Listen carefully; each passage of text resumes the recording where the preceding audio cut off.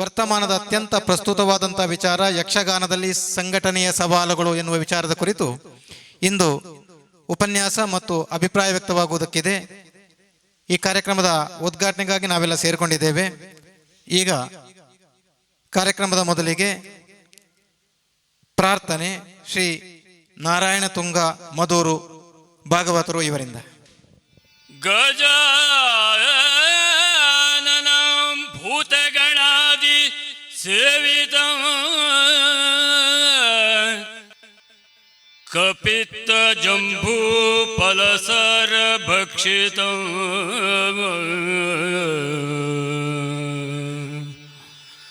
ಉಮಾಸುತಂ ಶೋಕ ವಿನಾಶ ಕಾರಣಂ ನಮಾಮಿ ವಿಘ್ನೇಶ್ವರ ಪಾದ ಪಂಕಜಂ ಪಾದ ಪಂಕಜಂ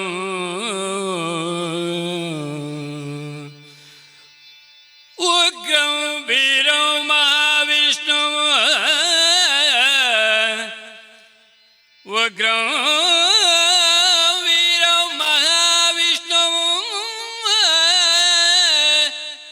ಜ್ವಲಂತಂ ಸರ್ವತೋಮುಖಂ ನರಸಿಂಹಂ ಭೀಷಣಂ ಭದ್ರಂ ಮೃತ್ಯೋರ್ಮೃತ್ಯುಂ ನಮಾಮ್ಯಹಂ ಮೃತ್ಯೋರ್ಮೃತ್ಯುಂ ನಮಾಮ್ಯಹಂ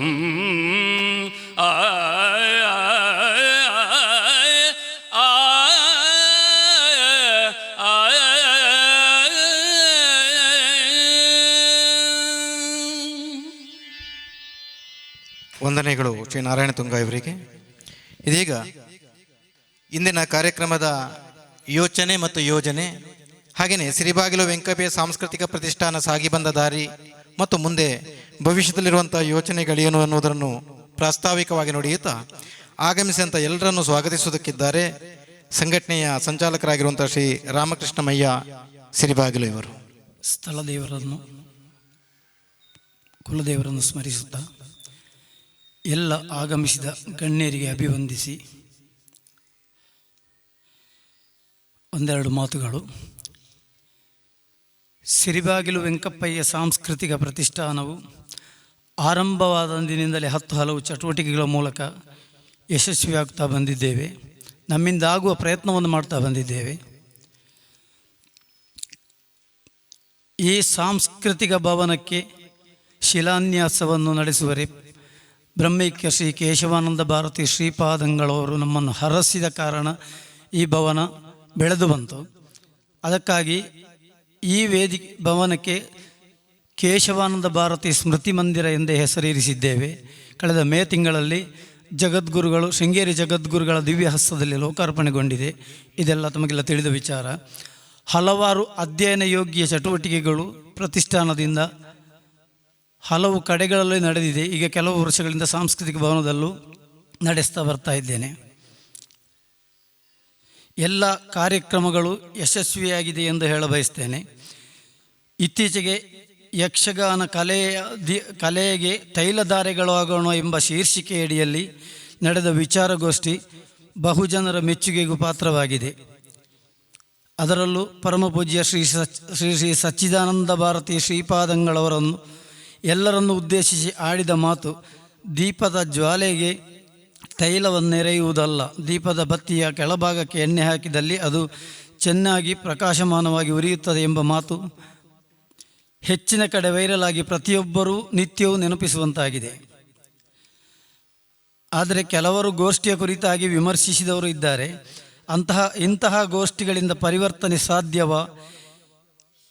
ಕೆಲವು ವಿಚಾರಗೋಷ್ಠಿಗಳಿಗಷ್ಟೇ ಸೀಮಿತವಾಗಿದೆ ಎಂಬಿತ್ಯಾದಿ ಕೆಲವು ವಿಚಾರಗಳು.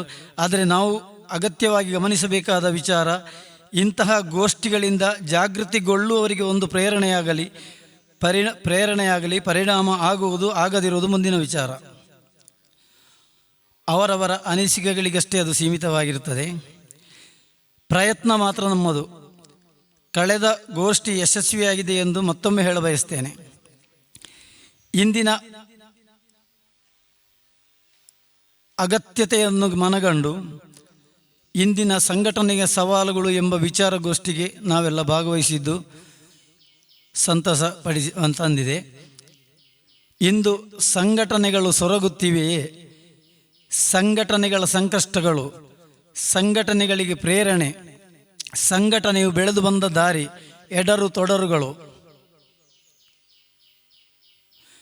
ಎಂಬಿತ್ಯಾದಿ ವಿಚಾರಗಳನ್ನು ನಾವೆಲ್ಲ ಸೇರಿ ಚರ್ಚಿಸಿ ಮುಂದಿನ ದಿನಗಳಲ್ಲಿ ಸಂಘಟನೆಯನ್ನು ಹೇಗೆ ಗಟ್ಟಿಗೊಳಿಸಬಹುದು, ಅಭಿವೃದ್ಧಿಪಡಿಸಬಹುದು ಎಂಬ ಬಗ್ಗೆ ಒಂದು ಯೋಚಿಸೋಣ ಎಂಬ ಯೋಚನೆಯಲ್ಲಿ ಈ ಕಾರ್ಯಕ್ರಮವನ್ನು ಆಯೋಜಿಸಿದ್ದೇವೆ.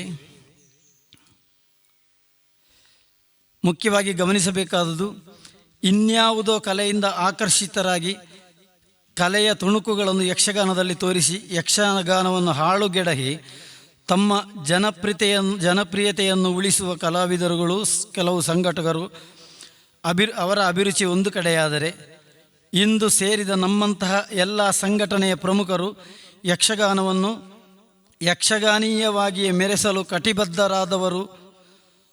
ಅಂತೂ ನಮ್ಮ ಇಂದಿನ ವಿಚಾರಗೋಷ್ಠಿಯಿಂದ ಸಂಘಟನೆಗಳು ಬಲವಾಗಿ ಯಕ್ಷಗಾನವನ್ನು ಯಕ್ಷಗಾನೀಯವಾಗಿಯೇ ಉಳಿಸಿ ಬೆಳೆಸುವಲ್ಲಿ ನಾವೆಲ್ಲ ಕಟಿಬದ್ಧರಾಗೋಣ ಎಂಬ ದೃಢ ಸಂಕಲ್ಪದೊಂದಿಗೆ ಮುನ್ನಡೆಯೋಣ ಎಂದು ಹೇಳುತ್ತಾ, ಇಂದಿನ ಈ ಕಾರ್ಯಕ್ರಮಕ್ಕೆ ಉದ್ಘಾಟನೆಗೆ ಆಗಮಿಸಿದಂತಹ ಹಿರಿಯ ಕಲಾವಿದರು, ವಿದ್ವಾಂಸರು ಆಗಿರುವಂತಹ ಶ್ರೀ ML ಸಾಮುಗ ಅವರಿಗೆ ಸಿರಿಬಾಗಿಲು ಪ್ರತಿಷ್ಠಾನ ವತಿಯಿಂದ ಎಲ್ಲರ ಪರವಾಗಿ ಸ್ವಾಗತಿಸ್ತಾ ಇದ್ದೇನೆ. ಸದಾ ನಮ್ಮನ್ನು ಬೆನ್ನು ತಟ್ಟಿ ಪ್ರೋತ್ಸಾಹಿಸ್ತಾ ಪ್ರತಿಷ್ಠಾನದ ಹಲವು ಚಟುವಟಿಕೆಗಳು ನಮ್ಮ ಜೊತೆ ಕರೆಸಿದಂತಹ ಶ್ರೀ ಭುಜಬಲಿ ಧರ್ಮಸ್ಥಳ ಅವರು ಇಂದಿನ ಕಾರ್ಯಕ್ರಮದ ಅಧ್ಯಕ್ಷತೆ ವಹಿಸಲಿದ್ದಾರೆ. ಶ್ರೀ ಕ್ಷೇತ್ರದ ಒಂದು ಪ್ರತಿನಿಧಿ ಎಂದೇ ಅವರನ್ನು ಭಾವಿಸ್ತೇನೆ.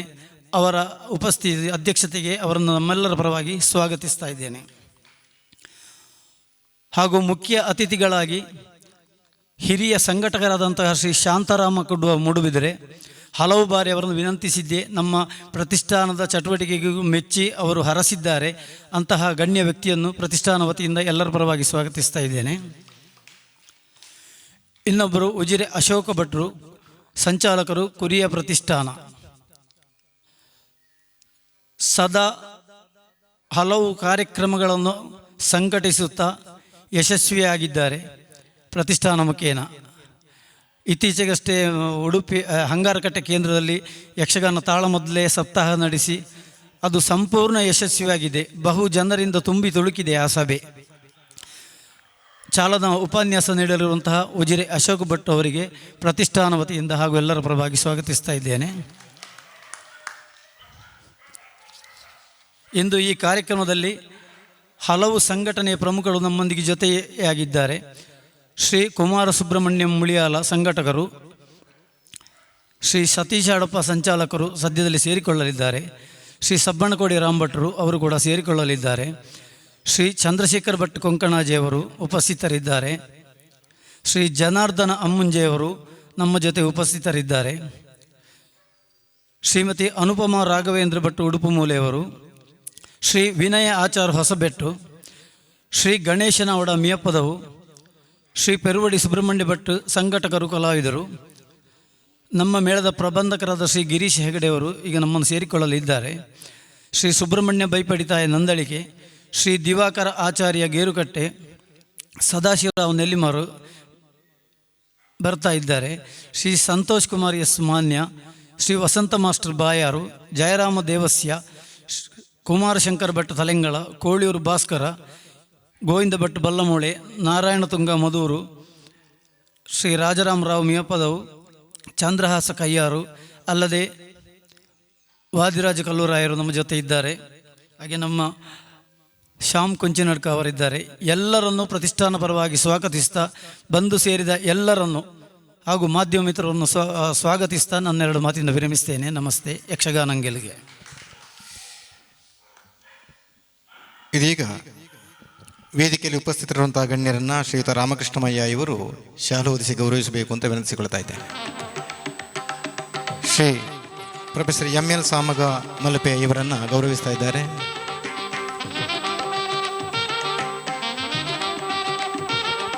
ಕಾರ್ಯಕ್ರಮದ ಅಧ್ಯಕ್ಷರಾಗಿರುವಂತಹ ಶ್ರೀ ಭುಜಬಲಿ ಧರ್ಮಸ್ಥಳ ಇವರಿಗೆ ಶಾಲೋದಿಸಿ ಗೌರವಿಸ್ತಾ ಇದ್ದಾರೆ.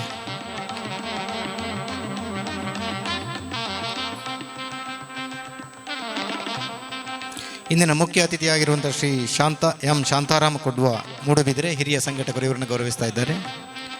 ಹಾಗೆಯೇ ಈ ಕಾರ್ಯಕ್ರಮದಲ್ಲಿ ಚಾಲನಾ ಉಪನ್ಯಾಸವನ್ನು ನೀಡುವುದಕ್ಕಿರುವಂಥ ಶ್ರೀ ಉಜಿರೆ ಅಶೋಕ್ ಭಟ್ ಇವರನ್ನು ಗೌರವಿಸ್ತಾ ಇದ್ದಾರೆ.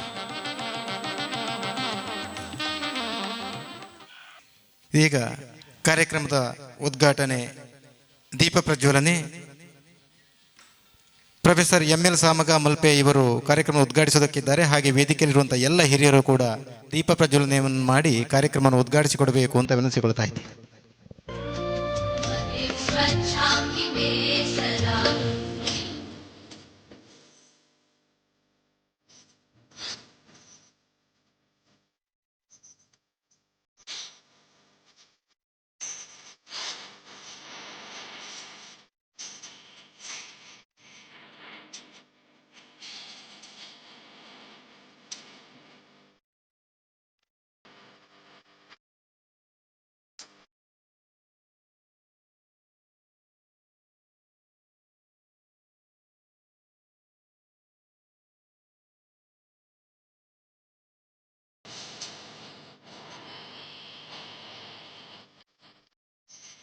ಎಲ್ಲ ಹಿರಿಯರ ಉಪಸ್ಥಿತಿಯಲ್ಲಿ ಕಾರ್ಯಕ್ರಮದ ಉದ್ಘಾಟನೆ ಆಗಿರುತ್ತದೆ. ಇದೀಗ ಉದ್ಘಾಟನಾ ಭಾಷಣ ಮಾಡಬೇಕಾಗಿ ಪ್ರೊಫೆಸರ್ ಎಂ.ಎಲ್. ಸಾಮಗ ಮಲ್ಪೆ ಹಿರಿಯ ವಿದ್ವಾಂಸರು, ಕಲಾವಿದರು ಇವರಲ್ಲಿ ವಿನಂತಿಸಿಕೊಳ್ತಾ ಇದ್ದೇನೆ. ಎಲ್ಲರಿಗೂ ನಮಸ್ಕಾರ. ಸಮೀಪದಲ್ಲಿಯೇ ಯಕ್ಷಗಾನಕ್ಕೆ ಆರಾಧ್ಯ ದೈವವಾದ ಗಣಪತಿ ದೇವರಿದ್ದಾರೆ. ಮಧುವರು ಗಣಪತಿಯವರನ್ನು, ಆ ದೇವರನ್ನು ಮನಸ್ಸಿನಲ್ಲಿ ಸ್ಮರಿಸಿಕೊಂಡು ತಮ್ಮ ಮುಂದೆ ನಾಲ್ಕು ಮಾತನಾಡುವುದಕ್ಕೆ ನಾನು ಮಾನಸಿಕ ಸಿದ್ಧತೆ ಮಾಡಿಕೊಳ್ತಾ ಇದ್ದೇನೆ. ಸಿರಿಬಾಗಿಲು ವೆಂಕಪ್ಪಯ್ಯ ಪ್ರತಿಷ್ಠಾನದವರು ಮಾಡುತ್ತಿರುವಂಥ ಕಾರ್ಯಕ್ರಮಗಳನ್ನೆಲ್ಲ ನಾನು ಆಗಾಗ್ಗೆ ಒಂದೆರಡು ಬಾರಿ ಬಂದಿದ್ದೇನೆ ಇಲ್ಲಿ, ಮತ್ತು ಆಗಾಗ್ಗೆ ಅದರ ಬಗ್ಗೆ ಕೇಳಿ, ಮೊನ್ನೆ ಇತ್ತೀಚೆಗೆ ಆದಂಥ ವಿಚಾರ ಸಂಕಿರಣದನ್ನೆಲ್ಲ ಕೂಡ ನಾನು ಆ ಜಾಲತಾಣದಲ್ಲಿ ಕೇಳಿದ್ದೇನೆ. ಒಂದು ಒಳ್ಳೆಯ ಕೆಲಸವನ್ನು ಮಾಡುವಂಥ ಮೈಯರಿಗೆ ನಾವೆಲ್ಲ ಅಂದರೆ ಯಾರಿಗೆಲ್ಲ ಯಕ್ಷಗಾನದ ಬಗ್ಗೆ ಪ್ರೀತಿ ಉಂಟು, ಆಸಕ್ತಿ ಉಂಟು, ಯಕ್ಷಗಾನ ಉಳಿಬೇಕು ಬೆಳೆಯಬೇಕು ಅನ್ನೋಂಥ ತುಡಿತ ಉಂಟು, ಅವರೆಲ್ಲ ಯಥಾನುಶಕ್ತಿ ಪ್ರೋತ್ಸಾಹಿಸಬೇಕಾದಂಥ ಕೆಲಸವನ್ನು ಮೈಯರು ಮಾಡ್ತಾ ಇದ್ದಾರೆ.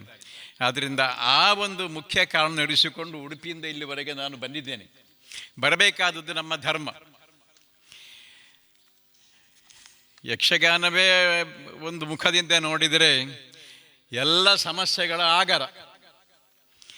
ಸಂಘಟನೆ ಇರಬಹುದು, ಅದರ ಪ್ರಸ್ತುತಿ ಇರಬಹುದು, ಪ್ರೇಕ್ಷಕರು ಆಸ್ವಾದನೆ ಮಾಡುವ ರೀತಿ ಇರಬಹುದು. ಯಕ್ಷಗಾನದ ಎಲ್ಲ ಅಂಗೋಪಾಂಗಗಳ ಪರಿಶೀಲನೆ ಮಾಡುವಾಗ ಅದನ್ನು ಸಂಘಟನೆಯ ದೃಷ್ಟಿಯಿಂದ ಕಂಡರೆ ಒಂದಲ್ಲ ಒಂದು ಸವಾಲು ಇದ್ದೇ ಇದೆ. ಅದು ನಾವು ತಿಳಿದ ಹಾಗೆ ಅದು ಯಕ್ಷಗಾನದ ಇತಿಹಾಸದ ಭಾಗವಾಗಿಯೇ ಬಂದಿದೆ ಅಂತ ನಾನು ಗ್ರಹಿಸ್ತೇನೆ. ಮುಖ್ಯವಾಗಿ ಇವತ್ತು ಅವರು ಇಟ್ಸಿಕೊಂಡಂಥ ವಿಷಯ ಯಕ್ಷಗಾನದಲ್ಲಿ ಸಂಘಟನೆಯ ಸವಾಲುಗಳು. ಸಂಘಟನೆ ಮಾಡುವಾಗ ಅವರೇ ಒಂದು ಸಂಸ್ಕೃತ ಶ್ಲೋಕವನ್ನು ನೆನಪು ಮಾಡಿಕೊಂಡು ಹೇಳಿದ್ದಾರೆ ಇಲ್ಲಿ. ಕರ್ತ ಕಾರಯಿತ, ಪ್ರೇರಕ ಅನುಮೋದಕ. ಮಾಡುವವನು, ಮಾಡಿಸುವವನು, ಆಮೇಲೆ ಅದಕ್ಕೆ ಪ್ರೇರಣೆ ಕೊಡುವವನು, ಆಮೇಲೆ ನಾವು ನೋಡ್ತೇವೆ ಅಂತ ಅದಕ್ಕೆ ಸಮ್ಮತಿ ಕೊಡುವವರು ಅನುಮೋದಕರು. ಈ 4 ಜನರು ಕೂಡ ಅದು ಸುಕೃತವಾಗಿರಲಿ ದುಷ್ಕೃತವಾಗಿರಲಿ ಅವರೆಲ್ಲ ಅದರ ಪರಿಣಾಮದಲ್ಲಿ ಸಮಭಾಗಿಗಳು. ಅವರು ಕಾರಣಸ್ಥಾನದಲ್ಲಿ ನಿಲ್ಲುತ್ತಾರೆ ಅನ್ನೋದು ಮಾತಿನ ಒಟ್ಟು ತಾತ್ಪರ್ಯಾರ್ಥ. ಅದು ಸರಿಯೇ. ಮತ್ತು ಪ್ರಾಸ್ತಾವಿಕವಾಗಿ ಇವರು ಒಂದು ವಿಷಯವನ್ನು ಹೇಳಿದರು. ಈಗಾಗಲೇ ಆದಂಥ ವಿಚಾರ ಸಂಕಿರಣ, ಇತ್ತೀಚೆಗೆ ನಡೆದಂಥ ವಿಚಾರ ಸಂಕಿರಣದ ಬಗ್ಗೆ ಬೇರೆ ಬೇರೆ ಮುಖದ ಯೋಚನೆ ಮಾಡಿದ ಆಲೋಚನೆಗಳು ಬಂದಿವೆ. ಅಂದರೆ ಕೆಲವರು ಇದು ಹೇಳ್ತಾ ಬಂದಿದ್ದೀರಿ, ಏನು ಪ್ರಯೋಜನ ಅಂಥೇಳಿ. ಇದು ನಮ್ಮಲ್ಲಿ ಎಲ್ಲರ ಅನುಭವವೂ ಅದೇ ಆಗಿರುತ್ತೆ. ಯಾಕೆಂದರೆ ಕಳೆದ ಒಂದು 50 ವರ್ಷ 60 ವರ್ಷಗಳಲ್ಲಿ ನಾನು ತಿಳಿದಂತೆ ಯಕ್ಷಗಾನದ ಬಗ್ಗೆ ತುಂಬ ಗೋಷ್ಠಿಗಳಾಗಿವೆ, ವಿಚಾರ ಸಂಕಿರಣಗಳು ಆಗಿವೆ, ಪರಸ್ಪರ ವಾದ ವಿವಾದ ಸಂವಾದ ಎಲ್ಲವೂ ನಡೆದಿವೆ. ಇವುಗಳ ಒಟ್ಟು ಪರಿಣಾಮ ಏನು ಅಂತ ಕೇಳಿದರೆ, ನಾವು ಸ್ವಲ್ಪ ಧನಾತ್ಮಕವಾಗಿ ಯೋಚನೆ ಮಾಡಿದರೆ ಅವರು ಹೇಳಿದ ಹಾಗೆ ಒಂದು ರೀತಿಯ ಒಂದು ಮಟ್ಟದ ಒಂದು ಅಂತಸ್ತಿನ ಜಾಗೃತಿ ಅನ್ನುವುದು ಖಂಡಿತ ಮೂಡಿದೆ. ಇಲ್ಲಾಂದರೆ ಇವತ್ತೀಗ ನಾವು ದೂರದವರು ಇಲ್ಲಿಗೆ ಬರುವುದಕ್ಕೆ ಏನು ಕಾರಣ? ಇಂಥ ಕೆಲಸ ಆಗಬೇಕೆನ್ನುವಂಥ ಆಸಕ್ತಿ ಆದರೂ ಮೂಡಿದೆ ಅಲ್ಲ, ಅದು ಒಳ್ಳೆಯ ಸಂಗತಿಯೇ. ಈಗ ವೇದಿಕೆಯಲ್ಲಿಯೇ ಸಂಘಟಕರಿದ್ದಾರೆ. ಇವರು ಕ್ಯಾಸೆಟ್ ಯುಗದಲ್ಲೇ ಅದನ್ನೆಲ್ಲ ಆ ಯಕ್ಷಗಾನವನ್ನು ಪ್ರಚಾರಕ್ಕೆ ತಂದವರು. ಆಮೇಲೆ ಉಜಿರೆ ಅಶೋಕ ಭಟ್ರು ಇವತ್ತು ಕೂಡ ತನ್ನನ್ನು ತಾನು ಅದರಲ್ಲಿ ಪೂರ್ಣ ತೊಡಗಿಸಿಕೊಂಡವರು. ಬೇರೆ ಬೇರೆ ಮುಖದ ಸಂಘಟನೆಗಳನ್ನು ಮಾಡಿ ಮತ್ತು ಮೇಳದ ಕಲಾವಿದರು ಕುಡುವರು. ಹಾಗೆ ಅವರು ಅಲ್ಲಿ ವರ್ಷಕ್ಕೆ 2-3 ಕಾರ್ಯಕ್ರಮವನ್ನು ಮಾಡ್ತಾರೆ. ಇನ್ನು ಎದುರಿಗೆ ಕುಳಿತಂಥ ತಾವೆಲ್ಲ ಇದರಲ್ಲಿ ತುಂಬ ಅನುಭವವನ್ನು ಹೊಂದಿದವರು. ಆದ್ದರಿಂದ ಸಂಘಟನೆಯ ಸಂಕಟ ಏನು ಅನ್ನುವುದು ಎಲ್ಲರಿಗೂ ಗೊತ್ತಿರುವಂಥ ವಿಷಯವೇ. ಅದನ್ನು ನಾನು ಮತ್ತೆ ವಿಶದವಾಗಿ ಪ್ರಸ್ತಾಪಿಸಬೇಕಾದ ಅಗತ್ಯ ಇಲ್ಲ ಅಂತ ನಾನು ತಿಳಿದುಕೊಳ್ತೇನೆ. ಬಯಲಾಟ ಮೇಳಗಳೇ ಹೆಚ್ಚು ಪ್ರಚಾರದಲ್ಲಿದ್ದಂತಹ ಕಾಲ. ಟೆಂಟ್ ಮೇಳ ಬರಬೇಕಷ್ಟೇ. ಆವಾಗಲೂ ಹಾಗೆ ಮೇಳಗಳ ಸಂಘಟನೆಯನ್ನು ಮಾಡುವಾಗ ದೇವಸ್ಥಾನದವರಿಗೂ ಸಮಸ್ಯೆ ಇತ್ತು. ಯಾರನ್ನು ಆಯ್ಕೆ ಮಾಡಿಕೊಳ್ಳೋದು, ಹೇಗೆ ಆಯ್ಕೆ ಮಾಡಿಕೊಳ್ಳೋದು, ಮತ್ತು ಏನು ಅಂತ ಹೇಳಿಕೊಂಡು. ಅದೇ ರೀತಿಯಲ್ಲಿ ಮೇಳದ ಯಜಮಾನರಿಗೂ ಹಾಗೆ ಈ ಕಲಾವಿದ ಬರ್ತಾನಾ ಇಲ್ವೋ ಅಂತ ಹೇಳಿಕೊಂಡು. ಅಂದರೆ ಪ್ರಾಯೋಗಿಕವಾದಂತಹ ರಂಗಭೂಮಿ ಯಕ್ಷಗಾನವನ್ನು ನಾವು ಅವಲೋಕಿಸಿದರೆ ಒಂದಲ್ಲ ನೆಲೆಯಲ್ಲಿ ಸಮಸ್ಯೆಗಳು ಇದ್ದೇವೆ. ಒಬ್ಬ ಹೇಳಿದ್ದನ್ನು ಮತ್ತೊಬ್ಬ ಒಪ್ಪುವುದಿಲ್ಲ. ಅದು ಯಕ್ಷಗಾನದ ಒಂದು ಗುಣ. ಅದು ಯಾವುದೇ ಇರಲಿ, ವಿಚಾರ ಸಂಕಿರಣ ಇರಲಿ, ಅಲ್ಲಿ ಆದರೂ ಕೂಡ, ಅಥವಾ ಇದನ್ನು ಹೀಗೆ ರೂಪೀಕರಣಗೊಳಿಸೋಣ ಅಂತ ಹೇಳುವಾಗ ಅದು ಸರಿಯಲ್ಲ ಅಂತ ಇವ ಹೇಳೋದು, ಇವ ಸರಿಯಲ್ಲ ಅಂತ ಅವ ಹೇಳೋದು. ಹೀಗೆ ಸರಿಯಲ್ಲ ಅಂತ ಚರ್ಚೆ ಮಾಡಿಕೊಂಡು ನಾವು ಹೇಳಿದ್ದೇವೆ ಸರಿ ಅಂತ ವಾದಿಸಿ ಇಷ್ಟು ವರ್ಷ ನಾವು ಸಾಗಿ ಬಂದಿದ್ದೇವೆ. ಅದು ಮನುಷ್ಯನ ಸ್ವಭಾವವೇ ಹಾಗೆ ಅಂತ ಇತ್ತೀಚೆಗೆ ನಾನು ತಿಳಿದುಕೊಳ್ತಾ ಇದ್ದೇನೆ. ನಾನು ಹೇಳಿದ್ದು ಸರಿ. ಮನೆ ಒಳಗೆ ಇರಲಿ, ಮನೆ ಹೊರಗೆ ಇರಲಿ, ಕಾಲೇಜ್ನಲ್ಲಿರಲಿ, ಯಾವ ಸಂಘಟನೆಯಲ್ಲಿ ಇರಲಿ ಕೂಡ ನಾನು ಅನ್ನೋದು ಮೊದಲಲ್ವಾ, ಅಹಂ ಇರ್ತದೆ, ಮತ್ತೆ ಮಮ ಬರುವುದು. ಹಾಗಾಗಿ ಆ ಕಾರಣದಿಂದಾಗಿಯೂ ಕೂಡ ಎಷ್ಟೋ ಸಂಘಟನೆಯ ಸಮಸ್ಯೆಗಳು. ಒಂದು ಮೇಳವನ್ನು ಕಟ್ಟುವಲ್ಲಿ ಯಾರನ್ನೆಲ್ಲ ಆಯ್ಕೆ ಮಾಡೋದು, ಅಥವಾ ಚೌಕಿಯೊಳಗೆ ಕೂಡ ಯಾರಿಗೆ ಪ್ರಾಶಸ್ತ್ಯ, ಯಾರಿಗೆ ಮೊದಲ ಸ್ಥಾನ, ಯಾರಿಗೆ 2ನೇ ಸ್ಥಾನ, ಮತ್ತು ಚೌಕಿ ಒಳಗೆ ಕಲಾವಿದರ ಒಳಗೆ ಮನಸ್ತಾಪ ಆಗುವುದು, ಜಗಳ ಆಗುವುದು. ಆಮೇಲೆ ಬೇರೆ ಬೇರೆ ರೀತಿಯ ಸಂಘಟನೆಗಳಿವೆ. ಮೇಳ ಕಟ್ಟುವ ವಿಷಯ ನೋಡುವಾಗ ಹಾಗೆ ಮೇಳ ಹೊರಡುವಲ್ಲಿವರೆಗೆ ನಾನು ಇಂಥ ಮೇಳಕ್ಕೆ ಅಂತ ಒಬ್ಬ ಕಲಾವಿದ ಒಪ್ಪುತ್ತಾನೆ. ಅದಾದ ಮೇಲೆ ಮೇಳ ಆರಂಭಿಸುವಾಗ ಇನ್ನೊಂದು ಕಡೆ ಹೆಚ್ಚು ಅಡ್ವಾನ್ಸ್ ಸಿಗ್ತದೆ ಅಂತ ಹೇಳಿದ್ಕೊಳ್ಳೆ ಅವ ಅಲ್ಲಿಗೆ ಹೋಗ್ತಾನೆ. ಇವ ಎಂತ ಮಾಡೋದಪ್ಪ. ಇಂಥ ಪ್ರಕರಣ ಬೇರೆ ಬೇರೆ ರೀತಿಯಲ್ಲಿ ಬೆಳೆದದ್ದು ನಾವೆಲ್ಲ ಗಮನಿಸಿದ್ದೇವೆ. ಇದರ ಬಗ್ಗೆ ಪೆಟ್ಟು ಪುಡೆ ಅಂತ ನಾವು ನಮ್ಮ ಭಾಷೆಯಲ್ಲಿ ಹೇಳ್ತೇವಲ್ಲ, ಅದು ಕೂಡ ಆಗಿದೆ. ನಾನು ನೋಡಿದ್ದೇನೆ ಅದನ್ನೆಲ್ಲ. ಹೀಗೆ ಇಂಥ ಸಾವಿರಾರು ಸಮಸ್ಯೆಗಳಿವೆ. ಸಂಘಟನೆ ಮಾಡುವವನಿಗೆ ಸಂಕಟಗಳು ಹಲವು. ಇದು ಒಂದನೇ ನೆಲೆಯಲ್ಲಿ ಕಲಾವಿದರನ್ನು ಒಟ್ಟು ಮಾಡೋದು, ತಾಳಮದ್ದಳೆ ಇರ್ಬೋದು, ಮೇಳ ಕಟ್ಟುವುದಿರ್ಬೋದು, ಆಟ ಮಾಡೋದಿರ್ಬೋದು, ಹವ್ಯಾಸಿ ನೆಲೆಯಲ್ಲೂ ಇರಬಹುದು. ಅಲ್ಲೆಲ್ಲ ಕೂಡ ಕರ್ತ ಮಾಡುವಾಗ ಉಂಟಲ್ಲ, ಒಬ್ಬರೇ ಬರ್ತೇನೆ ಅಂತ ಹೇಳೋದು, ಒಪ್ಪುವುದು, ಇದೆಲ್ಲ ಗೊತ್ತಿರೋ ವಿಷಯವೇ. ಕಡೆಗೆ ಈಗ ಅವರು ಭೀಷ್ಮ ಪಾತ್ರ ಮಾಡಲಿಕ್ಕೆ ಬರ್ತಾರೆ. ಅವರು 12 ಗಂಟೆ ಒಳಗೆ ಬರ್ತಾರೆ ಅಂತ ಹೇಳಿದ್ದಾರೆ. 12 ಆಯಿತು, 1 ಆಯಿತು, 1:15 ಆಯ್ತು, ಬರಲಿಲ್ಲ. ಕಡೆಗೆ ನೀವು ಮಾಡಿ ಅಂತ ಹೇಳೋದು. ಅಲ್ಲ, ಅವರು ಬಂದ ಮೇಲೆ ನೀವು ಹೇಳಬೇಕು ಅವ್ರನ್ನ ಮಾಡಿ. ಆವಾಗ ಒಬ್ಬರು ಕಂಡೀಷನ್ ಹಾಕ್ತಾರೆ, ಅಲ್ಲಲ್ಲ ನಾನು ಆರಂಭ ಮಾಡ್ತೇನೆ, ಆಮೇಲೆ ಅವರು ಬಂದರೆ ನಾನು ಬಿಡುವುದಿಲ್ಲ. ಇದು ಮಣಿಪಾಲದಲ್ಲಿ ಆಗಿದೆ. ಹೀಗೆ ಇಂಥ ಸಮಸ್ಯೆಗಳಿದ್ದಾಗ ಹೊತ್ತಿಗೆ ಸರಿಯಾಗಿ ಬಾರದಿರುವಂಥದ್ದು, ಕಲಾವಿದರು ಬರ್ತೇನೆ ಅಂತೇಳಿ ಬಾರದಿರುವಂಥದ್ದು ಸರಿಯಾಗಿ ಆಗ್ಬೋದು. ಆಮೇಲೆ ಬಂದ ಮೇಲೆ ಕೂಡ ಅದು ನಾನು ಈ ಪಾತ್ರ ಮಾಡೋದು, ಆ ಪಾತ್ರ ಮಾಡೋದಿಲ್ಲ ಅಂತ ಹೇಳುವ ಸಮಸ್ಯೆ. ಇದನ್ನೆಲ್ಲ ಈ ಸಂಘಟನೆ ಮಾಡುವಂಥ ಕರ್ತ ಇದ್ದಾನಲ್ಲ, ಅವ ಅದನ್ನು ಹೇಗೆ ಸಂಭಾಳಿಸುವುದಪ್ಪ, ಅವನ ಸಮಸ್ಯೆಗಳದು. ಆಮೇಲೆ ಮಾಡಿಸುವವರು ಕೆಲವರಿದ್ದಾರೆ. ಆಯಿತು, ನೀವು ಈ ಸರಿ ಒಂದು ಚೌತಿ ಸಮಯದಲ್ಲಿ ಒಂದು ಯಕ್ಷಗಾನವನ್ನು ಏರ್ಪಡಿಸಬೇಕು ಅಂತ ಮಾಡಿಸುವವರು ಬೇರೆ ಇದ್ದಾರೆ. ಆವಾಗ ಅವರದ್ದೇ ಕೆಲವು ಆಯ್ಕೆ ಇರ್ತದೆ. ನೀವು ಇಂಥ ಕಲಾವಿದನ್ನು ಕರಿಬೇಕು, ಈ ಪ್ರಸಂಗ ಹೇಗೆ ಮಾಡಬೇಕು, ಈ ಪ್ರಸಂಗದಲ್ಲಿ ಹಾಸ್ಯಗಾರ ಬರಬೇಕು. ಬೆಂಗಳೂರಿನಲ್ಲಿ ಒಂದು ಆಟ ಆಗುವಾಗ ಪಟ್ಟಾಭಿಷೇಕ, ಮಾಬ್ಲಗಡೆಯವ್ರದ್ದು ದಶರಥ, ಅಲ್ಲಿ ಬಂದು ಮಾಡಿಸುವ ಕಡೆಯವರು ಕಾರೈತ ಅವರು ಹೇಳ್ತಾರೆ, ಅಲ್ಲ ಇದರಲ್ಲಿ ಹಾಸ್ಯಗಾರರು ಯಾರು?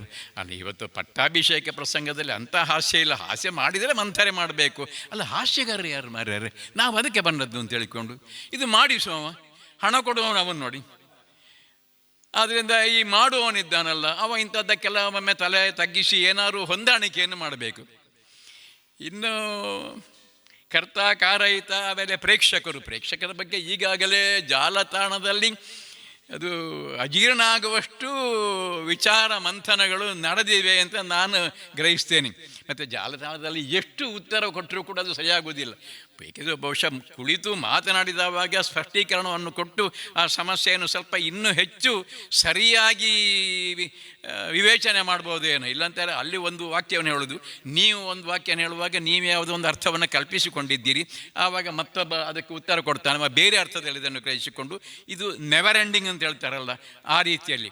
ಆದರೆ ಮೆಚ್ಚಬೇಕಾದು ಅಂತ ಹೇಳಿದರೆ ಇಷ್ಟು ಪ್ರೇಕ್ಷಕ ವರ್ಗದವರು, ಸಂಘಟಕರು, ಕಲಾವಿದರು ಇತ್ಯಾದಿ ವರ್ಗದವರಿದ್ದಾರಲ್ಲ ಅವರೆಲ್ಲರೂ ಕೂಡ ಇದರ ಬಗ್ಗೆ ಆಸಕ್ತಿಯಿಂದ ಅದರಲ್ಲಿ ಭಾಗವಹಿಸ್ತಾರೆ. ಅಷ್ಟು ಮಾತ್ರವಲ್ಲ, ಈಗ ಇಲ್ಲಿ ಸ್ವಲ್ಪ ಪುಸ್ತಕ ಉಂಟು. ಯಕ್ಷಗಾನದ ಬಗ್ಗೆ ಬಂದಂಥ ಪುಸ್ತಕಗಳನ್ನು ನೋಡಿದರೆ ಯಕ್ಷಗಾನದ ವಿವಿಧ ಅಂಗಗಳ ಬಗ್ಗೆ ತುಂಬ ಚರ್ಚೆ ನಡೆದಿದೆ, ತುಂಬ ಗ್ರಂಥಗಳು ರಚನೆಗೊಂಡಿವೆ. ಬಹುಶಃ ನಮ್ಮ ದೇಶ ಮಾತ್ರವಲ್ಲ, ಬಹುಶಃ ಇಡೀ ಜಾಗತಿಕ ನೆಲೆಯಲ್ಲಿ ನೋಡಿದರೂ ಕೂಡ ಯಕ್ಷಗಾನದ ಬಗ್ಗೆ ಬಂದಷ್ಟು ಸಂಶೋಧನೆಗಳೋ, ಪುಸ್ತಕಗಳೋ, ಚರ್ಚೆಗಳೋ, ವಾಗ್ವಾದಗಳು ಬೇರೆ ಯಾವ ಕಲಾ ಪ್ರಕಾರಕ್ಕೂ ಬಂದಿರಲ್ಲ ಅಂತ ಹೇಳಿದರೆ ಪೂರ್ಣ ತಪ್ಪಾಗಲಿಕ್ಕಿಲ್ಲ. ಅಷ್ಟು ಪ್ರೇಕ್ಷಕರು ಜಾಗೃತರಾಗಿದ್ದಾರೆ. ಹೀಗೆ ಮತ್ತೆ ಪೋಷಕರಿದ್ದಾರೆ, ಅವರು ಫೈನಾನ್ಸ್ ಮಾಡುವವರು, ಸ್ಪಾನ್ಸರ್ ಇದ್ದಾರೆ. ಬಡಗಿನಲ್ಲಿ ಜೋಡಾಟ ಅಂತ ಈಗ ಆಗ್ತದೆ, ಜೋಡಾಟ ಅಂತ ಆಗ್ತಿರುವ ಕಾಲದಲ್ಲಿ ಜೋಡಾಟ ಏರ್ಪಡಿಸಿದ ಪೋಷಕರಿದ್ದಾರಲ್ಲ, ಸ್ಥಳವಂದಿಗರು ಅಂತ ಕೆಲವರು ಹೇಳ್ತಾರೆ, ಅವರೆಲ್ಲ ಅವರು ಬಂದು ಇವತ್ತು ಹಾರಾಡಿ ರಾಮಂದು 3 ಪ್ರಸಂಗದಲ್ಲಿ ವೇಷ ಆಗಬೇಕು. ಅಯ್ಯನ್ನ ಈ 3ರಲ್ಲಿ ಅದು ಆಗಬೇಕು, ಜೋಡಾಟ ಅಲ್ವ ಅಂತೇಳಿ. ಆಮೇಲೆ ಆ ಜೋಡಾಟದಲ್ಲಿ ಅವ ಅಲ್ಲಿ ಮಂಡಿಗೆ ಕೂತ್ರೆ, ಮಂಡಿ ಕುಣಿತ ಬಡಗಿನಲ್ಲಿ ಉಂಟಲ್ಲ, ಆಚೆ ನಾವು ಹೇಳುವುದಿಲ್ಲ, ಅವ ಇನ್ನೂ ಸ್ವಲ್ಪ ಎಳೆ ವಯಸ್ಸಿನವನು. ಆವಾಗ ಇವರಿಗೆ ಹಾಕು ಮಂಡಿ, ಇನ್ನೂ ಕೊಡುವುದಿಲ್ಲ ಪಾಪ.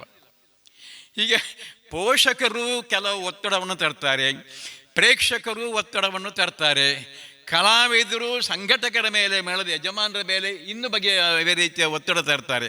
ಆಮೇಲೆ ಕೆಲವು ಕಲಾವಿದರಿಗೆ ಅವರವರದ್ದೇ ಖಾಸಗಿಯಾದಂಥ ಖಯಾಲಿಗಳಿದ್ದಾವೆ, ಆಮೇಲೆ ಹವ್ಯಾಸಗಳಿದ್ದಾವೆ, ಅಭ್ಯಾಸಗಳಿದ್ದಾವೆ. ಬೇಕಿದ್ದರೆ ಗುಟ್ಟಿನಲ್ಲಿ ಇದರ ಅಭ್ಯಾಸ ಅಂತಲೂ ಹೇಳೋಣ. ಅದಿದ್ದಾವಾಗ ಒಬ್ಬರು ಪ್ರಸಿದ್ಧ ಕಲಾವಿದರು ಬಡಗಿನ ಹೇಳಿದ್ರಂತೆ, ಚೌತಿಗೆ ಬಂದು, ಇಲ್ಲ ನನಗೆ ಈಗ ನೀವು ಅವರ ಮನೆಗೆ ಕರ್ಕೊಂಡು ಹೋಗಲೇಬೇಕು, ನಾನಲ್ಲಿ ಸ್ವಲ್ಪ ಇದ್ದು ಆಮೇಲೆ ಇಲ್ಲಿಗೆ ಬರುವುದಿಲ್ಲ, ನಾನು ಇವತ್ತು ವೇಷ ಇಲ್ಲ ಅಂತೇಳಿ. ಎಂತ ಮಾಡೋದು ಮೇಳ ಯಜಮಾನರು, ಅವರ ಕಾರಿನಲ್ಲಿ ಅವರನ್ನಲ್ಲಿ ಕಳಿಸಿ ಅಲ್ಲಿ 1-2 ಗಂಟೆ ಅಲ್ಲಿ ಬಿಟ್ಟು ಆಮೇಲೆ ಹಿಂದೆ ಕರ್ಕೊಂಬಂದ ಪ್ರಕರಣ ಆಗಿತ್ತು ಅನ್ನೋದನ್ನು ನಾನು ಕೇಳಿದ್ದೇನೆ. ಹೀಗೆ ಯಕ್ಷಗಾನದ ಎಲ್ಲ ಅಂಗಗಳನ್ನು ನೋಡಿದರೆ ಸವಾಲುಗಳು ತುಂಬ ಇವೆ. ಈಗ ನಮ್ಮ ಇಂಥ ಕೂಟದಲ್ಲಿ ಈ ಚರ್ಚೆಯಲ್ಲಿ ಮಾಡಬೇಕಾದದ್ದೇನು, ಈಗ ಚಾಲನಾ ಉಪನ್ಯಾಸವನ್ನು ಮುಂದೆ ಅಶೋಕರು ನೀಡಲಿಕ್ಕಿದ್ದಾರೆ. ಮತ್ತು ಆಗಲೇ ಮಯ್ಯರು ಹೇಳಿದಾಗ ಇಷ್ಟು ಮಾತಾಡಿದ್ದೀರಿ, ಇಷ್ಟು ಅಭಿಪ್ರಾಯವನ್ನು ತಾಳಿದ್ದೀರಿ, ಇದು ಇಂಪ್ಲಿಮೆಂಟ್ ಆಗುವುದು ಯಾವಾಗ, ಅನುಷ್ಠಾನಕ್ಕೆ ಬರುವುದಾಗ, ನಮ್ಮ ಯಕ್ಷಗಾನ ರಂಗಭೂಮಿಗೆ ಅದು ಅನ್ವಯಿಸಲ್ಪಡ್ತದೋ? ಈಗ ನಾವೇ ನೋಡಿದ ಹಾಗೆ ಸಂಘಟಕರಾಗಿ ಇನ್ನೂ ತುಂಬ ಜನ ಇದ್ದಾರೆ, ಸ್ಥಳೀಯರು ಇರಬಹುದು. ಇಂಥದ್ದಲ್ಲಿ ಎಷ್ಟು ಜನ ಭಾಗವಹಿಸ್ತಾರೆ? ಹೌದು. ಆದ್ದರಿಂದ ಈ ಬಗೆಯ ಜಿಜ್ಞಾಸೆಗಳು, ಚರ್ಚೆಯೋ, ವಾದಗಳು, ಅಭಿಪ್ರಾಯಗಳು ಮಂಡನೆಯಾಗಿ ದಾಖಲೆಯಾಗಿ ನಾವು ಇರಿಸಿಕೊಳ್ಳಬಹುದು. ಇಂಥ ಒಂದು ಸಮ್ಮೇಳನದಲ್ಲಿ ಇಷ್ಟು ಅಭಿಪ್ರಾಯ, ನಿರ್ಣಯ, ರೆಸಲ್ಯೂಷನ್ಸು ಆಗಿದೆ ಅಂಥೇಳಿ. ಅದನ್ನು ಒಪ್ಪುವವರು ಬೇಕಲ್ಲ, ಅದಕ್ಕೆ ಆವಾಗ ಅವರ ದೃಷ್ಟಿಯಿಂದ ಬೇರೆ ಯೋಚನೆಗಳು ಬರ್ತವೆ. ಆದ್ದರಿಂದ ಇವತ್ತು ನಾವು, ಯಾಕಂದ್ರೆ ನಾನು ಹೆಚ್ಚು ಮಾತಾಡಲು ಇಚ್ಛಿಸುವುದಿಲ್ಲ, ಅಂದರೆ ಮುಂದೆ ಮಾತುಕತೆ ಆದವಾಗ ಮಾತಿಗೆ ಪ್ರತಿಕ್ರಿಯೆಯಾಗಿ ಉತ್ತರ ಕೊಡೋದು ಅವಕಾಶ ಇದ್ದರೆ ನಾನು ಹೇಳ್ತೇನೆ, ನನಗೆ ತಿಳಿದ ಮಟ್ಟಿಗೆ. ಮತ್ತು ನಾವೆಲ್ಲ ಪಾಲ್ಗೊಳ್ಳಬೇಕಾಗಿದೆ. ಈ ಸಮಸ್ಯೆಗಳು, ಸವಾಲುಗಳು ಸಾವಿರಾರು ಇರ್ಬೋದು. ಆದರೆ ನಾವು ಈಗ ಕಂಡುಕೊಳ್ಳುವ ಸವಾಲುಗಳನ್ನು ಹೇಗೆ ಪರಿಹರಿಸುವುದಕ್ಕೆ ಸಾಧ್ಯವಾದೀತು ಅಂದರೆ ಪ್ರಾಕ್ಟಿಕಲ್ಲಿ ಅದು ಪಾಸಿಬಲ್ಲಾ, ಆ ದಿಸೆಯಲ್ಲಿಯೂ ಸ್ವಲ್ಪ ಯೋಚಿಸಬೇಕು. ಅದು ಸಾಧ್ಯ ಅಂತ ಆದರೆ ಶೇಕಡ ಎಷ್ಟು ಸಾಧ್ಯವಾದೀತು? ಈಗ ಒಪ್ಪಿಕೊಂಡ ಒಂದು ಕಾರ್ಯಕ್ರಮಕ್ಕೆ ಸರಿಯಾದ ಸಮಯಕ್ಕೆ ಕಲಾವಿದರು ಬರತಕ್ಕದ್ದು, ಸಂಘಟಕನಿಗೆ ಮತ್ತೆ ಸಂಕಟ ತರಬಾರದು ಅಂತ ಹೇಳಬಹುದು. ಆದರೆ ಕಲಾವಿದ ದೃಷ್ಟಿಯನ್ನು ನೋಡುವಾಗ, ಮೊನ್ನೆ ಒಬ್ರು ಹೇಳಿದ್ರಲ್ಲ, ನಾವೆಲ್ಲ ಹೊಟ್ಟೆಪಾಡಿಗೆ ಅಂತ, ಅದು ಸರಿ. ದೊಡ್ಡ ಸಾಮಗ್ರಿಗಳಿದ್ದಾರೆ. ನಾನು ಹರಿಕತೆಯಲ್ಲಿರುವ ಕಾಲದಲ್ಲಿ ವೀರಭದ್ರ ನಾಯಕರು ಬಂದು ಒಂದು ಆಟಕ್ಕೆ ₹1 ಕೊಡ್ತೇನೆ, ನೀವು ಬನ್ನಿ ಅಂತ ಹಿರಿಯಡ್ಕೆ ಮೇಳಕ್ಕೆ ಕರೆದವಾಗ ₹1 ಒಂದು ಆಟಕ್ಕೆ ಹೋದೆ. ನಾನು ಹೋದದ್ದು ಸಂಪಾದನೆ ದೃಷ್ಟಿಯಲ್ಲಿ. ಆದರೆ ಸಂಪಾದನೆಯ ಮಟ್ಟಕ್ಕೆ ಚಿಂತನೆಯನ್ನು ನಿಲ್ಲಿಸದೆ ಅದಕ್ಕಿಂತ ಮುಂದೆ ಆ ಕಲೆಗೆ ನ್ಯಾಯವನ್ನು ಒದಗಿಸುವ ಪ್ರಯತ್ನವನ್ನು ಮಾಡಿದ್ದಾರೆ. ಆ ವಿಷಯ ಬೇರೆ. ಹೀಗೆ ಹೊಟ್ಟೆಪಾಡಿನ ವಿಷಯ ಇರುವಾಗ ಒಬ್ಬ ಒಂದು ಕಡೆಗೆ ಒಪ್ಪುತ್ತಾನೆ, ನಿಮ್ಗೆ ಗೊತ್ತಿದ್ದ ಹಾಗೆ. ಆಮೇಲೆ ಅಲ್ಲ, ನಾನು ಬರುವಾಗ ಸ್ವಲ್ಪ ತಡ ಆಗ್ತಿದೆ, ಅಲ್ಲಿ ಆಟ ಮುಗಿಸಿ ವೇಷದಲ್ಲೇ ಬರ್ತೇನೆ ಅಂತ ಹೇಳ್ತಾರೆ. ವೇಷದಲ್ಲಿ ಬರ್ತಾನೆ. ಬರುವಾಗ ಸಮಯಕ್ಕೆ ಸರಿಯಾಗಿ ಹೊರಟಿದ್ದಾನೆ. ಮಾರ್ಗ ಮಧ್ಯದಲ್ಲಿ ಪೊಲೀಸ್ನವ ತಡೀತಾನೆ. ಆಗಿದೆ ಅಲ್ಲ, ಇದು ಚಂಡೆ ಇಟ್ಕೊಂಡು ಹೊಟ್ಟದ್ದೆಲ್ಲಿಗೆ ಒಬ್ಬ ಚಂಡೆ ಅವರಿಗೆ ಕೇಳಿದ್ದಾನೆ ಪೊಲೀಸ್ನವರು. ಆಗೋದಿಲ್ಲ, ಮಧ್ಯರಾತ್ರಿ ಅಂತ ಹೇಳಿಕೊಂಡು. ಇದೆಲ್ಲ ಪ್ರಾಕ್ಟಿಕಲ್ ಸಮಸ್ಯೆಗಳು. ಅವ ಬರುವಾಗ ತಡ ಆಗುತ್ತದೆ ಅಲ್ಲಿ. ಈಗ ಇವೆಂತ ಮಾಡಬೇಕಪ್ಪ? ಇದು ಒಂದು ಉದಾಹರಣೆ ನಾನು ಹೇಳಿದ್ದು. ಇಂಥ ಸಾವಿರಾರು ಸವಾಲುಗಳು ಸಂಘಟಕರ ಪಾಲಿಗೆ, ಅಂದರೆ ಸಂಘಟಕ ಅಂತ ಹೇಳುವಾಗ ಅದರಲ್ಲಿ ಪ್ರೇಕ್ಷಕರು ಸೇರ್ತಾರೆ. ಅವರು ಪ್ರೋತ್ಸಾಹ ಕೊಟ್ಟಿದ್ದರಿಂದ, ಇಂಥವರೇ ಆಗಬೇಕು ಅಂತ ಹೇಳಿದ್ದರಿಂದ ಅವರು ಬೆಳಿಗ್ಗೆ ಜಾಮ 5 ಗಂಟೆಗೆ ಬಂದರೂ ಅಡ್ಡಿಲ್ಲ, ಅವರು ಬರಬೇಕು, ನಾವು ಅವರ ಅಭಿಮಾನಿಗಳು ಅಂತ ಹೇಳುವ ಪ್ರೇಕ್ಷಕರು ಇರುವುದರಿಂದಾಗಿ ಸಂಘಟಕ ಕಷ್ಟಪಡಬೇಕಾಗ್ತದೆ. ಇಷ್ಟೆಲ್ಲ ಆಗಿ ಆಮೇಲೆ ಅದು ಮೇಳ, ಟಿಕೆಟ್ನ ಮೇಳ ಅಂತಾರೆ, ಟೆಂಟ್ ಮೇಳ ಅಂತ ಆದರೆ ಅವನಿಗೆ ಕಲೆಕ್ಷನ್ ಆಗಿರುವುದಿಲ್ಲ. ಮತ್ತು ಒಂದು ಕಾಲಘಟ್ಟದಲ್ಲಿ ಏನಾಗಿತ್ತು ಅಂದರೆ ಸಹಾಯಾರ್ಥ ಆಟಗಳದ್ದೇ ಒಂದು ಟ್ರೆಂಡ್ ಇತ್ತು ಸ್ವಲ್ಪ ವರ್ಷ. ಕೊನೆಗೆ ಅದು ಕಡಿಮೆ ಆಗಿದೆ. ಈಗ ಟಿಕೆಟ್ನ ಮೇಳ ಬಹುಶಃ ಬಡಗಿಂದಲೇ 2 ಮಾತ್ರ ಕಷ್ಟದಲ್ಲಿ ಇದ್ದಾವೆ. ಮತ್ತು ಏನೇನೋ ತಂತ್ರ ಮಾಡಿಕೊಂಡು ಜನರನ್ನು ಆಕರ್ಷಿಸಬೇಕಾಗಿ, ಹಾಗಾಗಿ ಸಂಘಟಕನಿಗೆ ಆಗಲಿ, ಕಲಾವಿದನಿಗೆ ಆಗಲಿ, ಆಮೇಲೆ ಪ್ರೇಕ್ಷಕನಿಗೆ ಆಗಲಿ, ಇವರಿಗೆಲ್ಲರಿಗೂ ಕೂಡ ಅಂದಿನ ಆಟ, ಅಂದಿನ ಪ್ರದರ್ಶನ ಆಕರ್ಷಣೀಯವಾಗಿರಬೇಕು, ಜನರನ್ನು ಸೆಳೆಯಬೇಕು ಅನ್ನುವಂಥ ಒಂದು ಚಾಲೆಂಜು, ಸವಾಲು ಇದ್ದೇ ಇದೆ. ಅದು ತಾತ್ವಿಕವಾಗಿಯೂ ಸೈದ್ಧಾಂತಿಕವಾಗಿ ಸರಿ. BB ಕಾರಂತ ಹೇಳ್ತಿದ್ರು, ಒಬ್ಬ ಆ್ಯಕ್ಟರಿಗೆ, ಒಬ್ಬ ನಟನಿಗೆ ಮೊದಲ ಬಾರಿಗೆ ವೇದಿಕೆಗೆ ಬಂದವಾಗ ಇರುವ ಮೊದಲ ಸವಾಲು ಅಂತ ಹೇಳಿದರೆ ಪ್ರೇಕ್ಷಕರನ್ನು ತನ್ನೆಡೆಗೆ ಸೆಳೆಯುವುದು. ಆದ್ದರಿಂದ ತಾಳಮದ್ದಲೆ ಇರ್ಬೋದು, ಆಟದಲ್ಲಿರೋ ಮೊದಲ ಪದ್ಯಕ್ಕೆ ಸಾಕಷ್ಟು ಕುಣಿದು ಚಪ್ಪಾಳೆ ಬರ್ತದಂತ ಕಾದು ಚಪ್ಪಾಳೆ ಬಂದ ಮೇಲೆ ಅವ ಅಲ್ಲಿ ಮುಕ್ತಾಯಕ್ಕೆ ಬರುವುದು. ಅರ್ಥಕಾರಿಕೆ ಹಾಗಿರ್ತದೆ. ಅದು how to arrest the audience ಅನ್ನುವಂಥ ಒಂದು ಚಾಲೆಂಜ್ ಇದ್ದೇ ಇದೆ. ಇದು ರಂಗಭೂಮಿಯ ಒಂದು ಸಾಮಾನ್ಯ ಲಕ್ಷಣವೇ. ನೀವು ಶೇಕ್ಸ್ಪಿಯರ್ನ ನಾಟಕವನ್ನು ನೋಡಿದರೆ ಎಲ್ಲ ನಾಟಕದಲ್ಲಿ ಮೊದಲ ಸೀನ್ ಅಂತಿದೆಯಲ್ಲ, ಓಪನಿಂಗ್ ಸೀನ್ ಅಂತಿದೆಯಲ್ಲ, ಭಾಳ ಮುಖ್ಯ. ಬೇರೆ ಬೇರೆ ದೃಷ್ಟಿಗಳಿಂದ ಭಾಳ ಮುಖ್ಯ ಅಂತ ಹೇಳಿದರೆ, ಆ ಇಡೀ ನಾಟಕ ಯಾವ ಆಶಯವನ್ನು ಹೊತ್ತು ಪ್ರದರ್ಶನಗೊಳ್ತಾ ಇದೆ, ಆ ಆಶಯಕ್ಕೆ ಪೂರಕವಾಗಿ ಓಪನಿಂಗ್ ಸೀನ್ನಲ್ಲಿ ವಿಷಯಗಳಿದ್ದಾವೋ ಅನ್ನೋದು ಒಂದು ಬರ್ತದೆ. ಅದೂ ಅಲ್ಲದೆ ಅದು ತನಕ ನಾಟಕ ಆರಂಭ ಆಗುವಲ್ಲಿವರೆಗೆ ಬಂದಂಥ ಸಾಮಾನ್ಯ ಪ್ರೇಕ್ಷಕರು, ನಾನು ಹೇಳೋದು 16ನೇ ಶತಮಾನದ ಶೇಕ್ಸ್ಪಿಯರಿಯನ್ ಥಿಯೇಟರು, ಸಾಮಾನ್ಯ ಪ್ರೇಕ್ಷಕರು ಅವರನ್ನು ಗ್ರೌಂಡ್ಲಿಂಗ್ಸ್ ಅಂತ ಕರೀತಾರೆ. ನಮ್ಮಲ್ಲೆಲ್ಲ ಚಾಪೆಯಲ್ಲಿ ಕುಳಿತವರು ಹಾಗೆ, ಅವರು ಕಡಲೆ ತಿಂತ ಗಲಾಟೆ ಮಾಡ್ತಾ ಏನೋ ಹೇಳಿರ್ತಾರೆ ಅವರು. ಇಲ್ಲಿ ಮ್ಯಾಕ್ಬೆತ್ ಸೀನೋ, ಹ್ಯಾಮ್ಲೆಟ್ ಸೀನೋ ಎಲ್ಲ ಮೊದಲ ಆರಂಭ ಆಗುವಾಗಲೇ ಮ್ಯಾಕ್ಬೆತ್ನಲ್ಲಿ ಯಕ್ಷಿಣಿಯರು ಬರ್ತಾರೆ. ಒಮ್ಮೆಗೆ ಎಂಥದ್ದು ಮಾರ್ರೆ, ಭೂತ ಬಂತು, ಎಲ್ಲರ ಗಮನವನ್ನು ಆ ಕಡೆಗೆ ಸೆಳೆಯುವಂಥದ್ದು. ಹೀಗೆ ಪ್ರೇಕ್ಷಕರ ಗಮನವನ್ನು ಸೆಳೆಯುವಂಥ ಒಂದು ಸವಾಲು ಕಲಾವಿದನಿಗೆ ಉಂಟು. ಇದು ನಾನು ಒಂದು ಮುಖ ಮಾತು ಹೇಳಿದೆ. ಈಗ ಬೇರೆ ಬೇರೆ ಬೇರೆ ಬೇರೆ ಕಡೆಯ ಸವಾಲುಗಳಿದ್ದಾವೆ. ಆದ್ದರಿಂದ ಬಹುಶಃ ನಾವು ಇಡೀ ಯಕ್ಷಗಾನ ರಂಗಭೂಮಿಯಲ್ಲಿ ಇರತಕ್ಕಂಥ ಬೇರೆ ಬೇರೆ ಮುಖಗಳಲ್ಲಿ ನಾವು ಕಾಣುವಂಥ ಸವಾಲುಗಳು ಯಾವುವು, ಸಮಸ್ಯೆಗಳು ಯಾವುವು, ಯಾರಿಗೆ ಯಾವ ಬಗೆಯ ಸಂಕಟ ಬರ್ತದೆ, ಕಲಾವಿದನಿಗಿರ್ಬೋದು, ಮೇಳದ ಯಜಮಾನಿಗಿರ್ಬೋದು, ಮೇಳದ ಪೋಷಕನಿಗಿರ್ಬೋದು, ಯಾರಿಗಾದರೂ ಯಾವ ಬಗೆಯ ಸಂಕಟಗಳು ಬರುತ್ತವೆ, ಈ ಕಾಲದಲ್ಲಿ ಪ್ರಚಲಿತವಾಗಿ ಏನುಂಟು ಮತ್ತು ಅವುಗಳಿಗೆ ಪರಿಹಾರ ಹೇಗೆ, ಇಲ್ಲಿಗ ನಿಂತುಕೊಂಡು ಹೀಗೆ ಮಾಡಬೇಕು, ಹಾಗೆ ಮಾಡಬೇಕು, ಪ್ರೇಕ್ಷಕರು ಪ್ರಜ್ಞಾವಂತರಾಗಬೇಕು ಅಂತೆಲ್ಲ ಹೇಳ್ಬೋದು, ಆಗಬೇಕಲ್ಲ. ಮತ್ತು ಒಟ್ಟು ಈ ಯಕ್ಷಗಾನ ರಂಗಭೂಮಿ ಅದು ಜಾನಪದ ಅಂಥೇಳಿ ಎಲ್ಲರೂ ಹೇಳಿದ್ದು ಸರಿ ಅನ್ನುವ ಮಟ್ಟಕ್ಕೆ ಬಂದು ನಿಂತ ಹಾಗೆ ಉಂಟು. ಇನ್ನು ಕೊನೆಯ ಒಂದು ಮಾತು, ಹಾಗೆ ಅನ್ನುವಾಗ ಈ ಸಮಸ್ಯೆ ಭರತನಾಟ್ಯಕ್කුಂಟಾ, ಈ ಸಮಸ್ಯೆ ಇತರ ರಂಗಭೂಮಿಗಳಿಗೆ ಉಂಟಾ ಅಂತ ಯೋಚನೆ ಮಾಡಿದರೆ, ನಾವು ಯಾವುದನ್ನು ಶಾಸ್ತ್ರೀಯ ರಂಗಭೂಮಿ ಅಂತ ಈಗಾಗಲೇ ಒಪ್ಪಿದ್ದೆವು, ಅದು ಸರಕಾರಿ ನೆಲೆಯಲ್ಲಿ ಒಪ್ಪಲ್ಪಟ್ಟ ಸಂಗತಿ, ಅದು ಒಪ್ಪಿದ್ದೆವು, ಅದಕ್ಕೊಂದು ಚೌಕಟ್ಟು ಅಂತ ಸ್ಥೂಲವಾದ ಚೌಕಟ್ಟು ಸರಿಯಾಗಿ ಉಂಟು. ನಾವು ಎಲ್ಲ ವೇದಿಕೆಯಲ್ಲಿ ಹೇಳ್ತೇವೆ ಅದು ಯಕ್ಷಗಾನೀಯವಾಗಬೇಕು, ಯಕ್ಷಗಾನದ ಮೂಲ ಚೌಕಟ್ಟು, ಅದರ ಪರಂಪರೆ, ಅದರ ಮೂಲ ಸತ್ವವನ್ನು ಬಿಡಬಾರದು ಅಂತೇಳಿ. ಈಗ ಈ ಮೂಲ ಸತ್ಯದ ಲಕ್ಷಣಗಳು ಯಾವುದನ್ನು ಯಕ್ಷಗಾನದ ಚೌಕಟ್ಟು ಅಂತ ನಾವು ಹೇಳ್ತೇವೆ ಮತ್ತು ಯಾವುದು ಯಕ್ಷಗಾನದ ಚೌಕಟ್ಟಿಂದ ಹೊರಗೆ ಉಂಟು ಅಂತ ಗುರುತಿಸುತ್ತೇವೆ. ಯಕ್ಷಗಾನದ ಚೌಕಟ್ಟಿಗಿಂತ ಹೊರಗೆ ಇರುವಂಥದ್ದು ಯಕ್ಷಗಾನದ ಚೌಕಟ್ಟಿನ ಒಳಗೆ ಬಂದರೆ ಏನು ಅಪಾಯವಾಗುತ್ತದೆ ಅಂದರೆ, ಯಕ್ಷಗಾನದ ಕುರಿತಾದಂಥ ಒಂದು ಸಾಮಾನ್ಯರು ಎಲ್ಲರೂ ಒಪ್ಪುವ ರೀತಿಯ ಒಂದು ಚೌಕಟ್ಟಿನ ಪರಿಕಲ್ಪನೆ ನಮ್ಮಲ್ಲಿ ಆಗಬೇಕು ಅಂತ ಹಲವರಲ್ಲಿ ತುಡಿತ ಉಂಟು. ಇದು ಹೇಗೆ ಸಾಧ್ಯವಾದೀತು ಅಂತ ಹೇಳಿದರೆ, ಒಂದು ದಿಸೆಯ ಯೋಚನೆ. ಈಗ ಎಲ್ಲೆಡೆ ಯಕ್ಷ ಶಿಕ್ಷಣ ಆಗ್ತಾ ಉಂಟು. ಸದ್ಯಕ್ಕೆ ಆಗುವಂತಹ ಯಕ್ಷ ಶಿಕ್ಷಣ ಅಂತ ಹೇಳಿದರೆ, ಈಗ ಹಿಮ್ಮೇಳದವರಾದರೆ ಹಿಮ್ಮೇಳದ ನುಡಿತ, ಚಂಡೆ ಮದ್ದಳೆ ನುಡಿತ ಇತ್ಯಾದಿಗಳನ್ನು ಹೇಳಿಕೊಡ್ತಾರೆ ಮಕ್ಕಳಿಗೆ. ಭಾಗವತಿಕೆಯನ್ನು ಹೇಳಿಕೊಡ್ತಾರೆ ಭಾಗವತರು. ಆ ರೀತಿ ಅವರಿಗೊಂದು ಶಿಕ್ಷಣ, ಹೀಗೆ ಹಾಡಬೇಕು ಅಂತ ಭಾಗವತರು, ಗುರುಗಳಾದ ಭಾಗವತರು ಶಿಷ್ಯರಿಗೆ ಹೇಳಿಕೊಡ್ತಾರೆ. ಆಮೇಲೆ ಮುಮ್ಮೇಳದವರಿಗೆ ಅಂತಾದರೆ ತುಂಬ ಕಡೆಯಲ್ಲೆಲ್ಲ ಯಕ್ಷ ಶಿಕ್ಷಣದ ಹೆಸರಿನಲ್ಲಿ ಪ್ರಧಾನವಾಗಿ ಕುಣಿತದ ಅಂಶವನ್ನೇ ಹೇಳಿಕೊಡೋದು. ಅರ್ಥಗಾರಿಕೆಯ ಬಗ್ಗೆ ಕೆಲವು ಕಡೆ ಸ್ವಲ್ಪ ಬೇಸಿಕ್ಕನ್ನು ಹೇಳಿಕೊಡ್ತಾರೆ ಏನು. ಆದರೆ ಎಲ್ಲರ ಲಕ್ಷ್ಯ ಯಕ್ಷ ಶಿಕ್ಷಣದಲ್ಲಿ ಲಕ್ಷ್ಯ ಇರುವುದು, ಈಗ ನಾನು ತಿಳಿದಾಗೆ ಹಿಮ್ಮೇಳದ ವಿಷಯವನ್ನು ಬಿಟ್ಟು ನಾನು ಮಾತಾಡುವುದು, ಕುಣಿತವನ್ನೇ ಹೇಳಿಕೊಡೋದು ಅವರಿಗೆ. ಆಮೇಲೆ ಪ್ರಸಂಗಕ್ಕೆ ಬೇಕಾದ ಕೆಲವು ಪಾತ್ರಗಳ ತಯಾರಿಯನ್ನು ಮಾಡಿಕೊಂಡು ಪ್ರದರ್ಶನವನ್ನು ಮಾಡ್ತಾರೆ. ಆದರೆ ಇದನ್ನು ಮೀರಿದ ಅಂಶವು ಯಕ್ಷಗಾನದಲ್ಲಿ ಉಂಟು. ಯಕ್ಷಗಾನದ್ದೇ ಆದಂಥ ಒಂದು ಶಾಸ್ತ್ರ ಉಂಟು ಅಥವಾ ನಿರ್ಮಾಣ ಆಗಬೇಕು ಅಂತ ಇದ್ದರೆ ತುಂಬ ಯೋಚನೆ ಮಾಡಬೇಕಾಗ್ತದೆ. ಮಾತ್ರವಲ್ಲ, ಈಗ ನಾವು ಮೊನ್ನೆ ಇತ್ತೀಚೆಗೆ ಯಕ್ಷಗಾನದ ಅಪಸವ್ಯಗಳ ಬಗ್ಗೆ ಜಿಜ್ಞಾಸೆ ಎಲ್ಲ ನಡೆಯಿತು.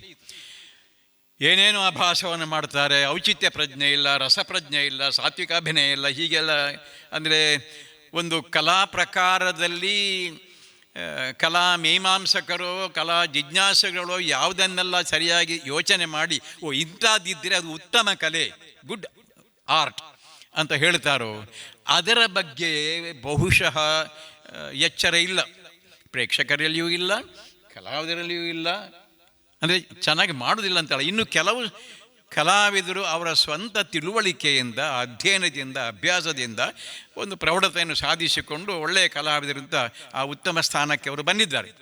ಆದರೆ ಹೆಚ್ಚಿನವರಲ್ಲಿ ಔಚಿತ್ಯ ಪ್ರಜ್ಞೆ ಇಲ್ಲ, ರಸಪ್ರಜ್ಞೆ ಅನ್ನೋಂಥದ್ದು ಅವರಿಗೆ ಸೀಮಿತವಾದ ಅರ್ಥದಲ್ಲಿ. ಇನ್ನು ಒಟ್ಟು ಪ್ರಸಂಗದ ಆಶಯ ಏನು, ಅದರಲ್ಲಿ ಆಖ್ಯಾನ ಯಾವುದು, ವ್ಯಾಖ್ಯಾನವಾವುದು, ವ್ಯಾಖ್ಯಾನದಿಂದಾಗಿ ಆಶಯವು ಬೇರೆ ಬೇರೆ ಆಗುವ ಸಾಧ್ಯತೆಗಳಿದ್ದಾವೆ. ಇದರ ಬಗ್ಗೆ ಗಾಢವಾದಂಥ ಚಿಂತನೆ ಮಾಡಿ ಪ್ರಸಂಗದಲ್ಲಿ ಗೂಢಾರ್ಥ ಯಾವುದು ಅಂತ ಬಗೆಯುವ, ಸಂಶೋಧಿಸುವ ದೃಷ್ಟಿಯ ಬೆಳವಣಿಗೆ ಯಕ್ಷಗಾನ ಕಲಾವಿದರಲ್ಲಿ ಆಗಬೇಕು. ಹಾಗಾಗಿ ಈಗ ಶಿಕ್ಷಣ ಅಂತ ಆಯಿತು. ಈಗ ಲೇಟೆಸ್ಟ್ ಥಿಂಕಿಂಗ್ ಏನು ಅಂತ ಹೇಳಿದರೆ, ಎಲ್ಲ ಶಿಕ್ಷಣ ಪದ್ಧತಿಯಲ್ಲಿ ಇರುವ ಹಾಗೆ, ಅದು ನಮ್ಮ ಫಾರ್ಮಲ್ ಸ್ಕೂಲ್ ಎಜುಕೇಷನ್ ಇರ್ಬೋದು, ಕಾಲೇಜ್ ಎಜುಕೇಷನ್ ಇರ್ಬೋದು, ಅಥವಾ ಶಾಸ್ತ್ರೀಯ ನೃತ್ಯಗಳ ಎಜುಕೇಷನ್ ಇರ್ಬೋದು, ಅಲ್ಲಿ ಶಿಕ್ಷಣದ ಜೊತೆಗೆ ಒಂದು ಪರೀಕ್ಷೆ ಅಂತಿದೆ. ಅದು ನಮ್ಮ ಮಠಗಳಲ್ಲಿಯೂ ಕೂಡ ಕೊನೆಗೆ ಕಾಶಿಯಲ್ಲಿ ಹೋಗಿಯೋ ಅಥವಾ ಸುಧಾಪಾಠ ಆದ ಮೇಲೆ ಸ್ವಾಮಿಗಳ ಮುಂದೆ ಪರೀಕ್ಷೆ ಕೊಡಬೇಕಲ್ಲವ. ಹೀಗೆ ಈಗ ನಮ್ಮಲ್ಲಿ ಪರೀಕ್ಷೆ ಅಂತ ಹೇಳಿದ್ರೆ ಪ್ರೇಕ್ಷಕರ ಚಪ್ಪಾಳೆಯೇ 60%, 70%ನ ಉತ್ತರ ಮಾರ್ಕ್ ಅಂತ ಆಗ್ತದೆ. ಅದಲ್ಲ. ಹೀಗೆ ಯಕ್ಷಗಾನಕ್ಕೊಂದು ಸೈದ್ಧಾಂತಿಕವಾದಂಥ ಸ್ವರೂಪ ಇಲ್ಲ ಅಂತಾದರೆ ಅದಕ್ಕೊಂದು ಸಿದ್ಧ ಮಾಡಿಕೊಂಡು, ಅಂದರೆ ಇನ್ನೂ ಸರಳವಾಗಿರಬೇಕಿದ್ರೆ ಒಂದು ಪಠ್ಯಪುಸ್ತಕದ ಹಾಗೆ ಮಾಡಿ, ಅದು ಬೇಸಿಕ್ ಗ್ರಾಮರ್ ಅದೇ ಅಂತಿಮ ಅಂತಲ್ಲ, ಅದೇ ನೆಲೆಯಲ್ಲಿ ಎಲ್ಲರೂ ಅದನ್ನು ಬೋಧಿಸುವ ಹಾಗೆ ಆದವಾಗ, ಮತ್ತು ಬರೀ ಕುಣಿತ ಮಾತ್ರವಲ್ಲ, ಮುಂದೆ ಈಗ ನಾಟ್ಯಶಾಸ್ತ್ರದಲ್ಲಿ ಅಂಥ ಚಾಪ್ಟರ್ಗಳು ತುಂಬ ಬರ್ತಾ ಇದ್ದಾವೆ. ಮತ್ತು ಭರತನಾಟ್ಯದಲ್ಲಿ ವಿದ್ವತ್ ಆಗಬೇಕಿದ್ರೆ ನಾಟ್ಯಶಾಸ್ತ್ರದ ಕೆಲವು ಅಂಶಗಳನ್ನು ಗಟ್ಟಿಯಾಗಿ ತಿಳಿದುಕೊಳ್ಳಬೇಕು. ಅಂಥ ವಿಷಯವನ್ನು ಯಕ್ಷಗಾನ ಕಲಿಯುವವರಿಗೂ ಕಲಿಸಿ, ಬರೇ ಕುಣಿತ ಮಾತ್ರವಲ್ಲ ಅದಕ್ಕಿಂತ ಹೆಚ್ಚಿದ್ದು ಉಂಟೆನ್ನುವಂಥ ಎಚ್ಚರವನ್ನು ಕಲಾವಿದರಲ್ಲಿ ಮೂಡಿಸಿ, ಆ ಕಲಾವಿದರು ಆ ಬಗೆಯ ಚಿಂತನೆಯನ್ನು ನಿಧಾನವಾಗಿ ಪ್ರೇಕ್ಷಕರಲ್ಲಿ ಮೂಡಿಸಿ, ಪ್ರೇಕ್ಷಕರು ಒಂದು ರಸಿಕ ಪ್ರೇಕ್ಷಕರು ಅಂತ ಆಗುವ ಕಾಲಕ್ಕೆ ನಾವು ಇವತ್ತು ಕಾಣುವಂಥ ಕೆಲವು ಸಂಕಟಗಳು ದೂರವಾದರೂ ಆದೀತೋ ಏನೋ. ಅದಕ್ಕೆ ನಾವು ತುಂಬ ದಾರಿಯನ್ನು ಕ್ರಮಿಸಬೇಕು, ಆದರೆ ಆ ಬಗೆಯ ಪ್ರಯತ್ನ ಆಗಬೇಕು. ಸ್ನೇಹಿತರೆ, ನಾನು ಕೆಲವು ಮಾತುಗಳನ್ನು ಈ ತೂರಿದ ಚಿಂತನೆಗಳು ಅಥವಾ ಸ್ಟ್ರೇ ಥಾಟ್ಸ್ ಅಂತ ಹೇಳ್ತಾರಲ್ಲ, ಆ ರೀತಿಯಲ್ಲಿ ನಾನು ಹೇಳಿದ್ದೇನೆ. ಏನಿದ್ರೂ ನನಗೆ ಮುಖ್ಯ ಅಂತ ಅನ್ನಿಸುವುದು, ಈಗ ನೀವೆಲ್ಲ ಬಂದಿದ್ದೀರಿ, ನನಗಿಂತ ಹೆಚ್ಚು ಅನುಭವ ಇರುವವರು, ಸಂಘಟಕರು ಇದ್ದೀರಿ, ಕಲಾವಿದರು ಇದ್ದೀರಿ, ನಿತ್ಯ ಯಕ್ಷಗಾನದಲ್ಲಿ ತೊಡಗಿಕೊಂಡವರು ಇದ್ದೀರಿ. ನಾನು ದೂರದಿಂದ ಕಂಡಿದ್ದೇನೆ, ಮಧ್ಯೆ ಮಧ್ಯೆ ಸ್ವಲ್ಪ ಹತ್ತಿರ ಹೋಗಿದ್ದೇನೆ ಅಷ್ಟೇ. ಈಗ ನಾವೆಲ್ಲ ಕುಳಿತು ಹೀಗಾಗಬೇಕು ಅಂತ ಇವತ್ತು ಈ ಸಂಘಟನೆ ಸವಾಲುಗಳ ಬಗ್ಗೆ ಪರಿಹಾರದ ಕೆಲವು ವಿಷಯಗಳನ್ನು ಸೂಚಿಸಬಹುದು.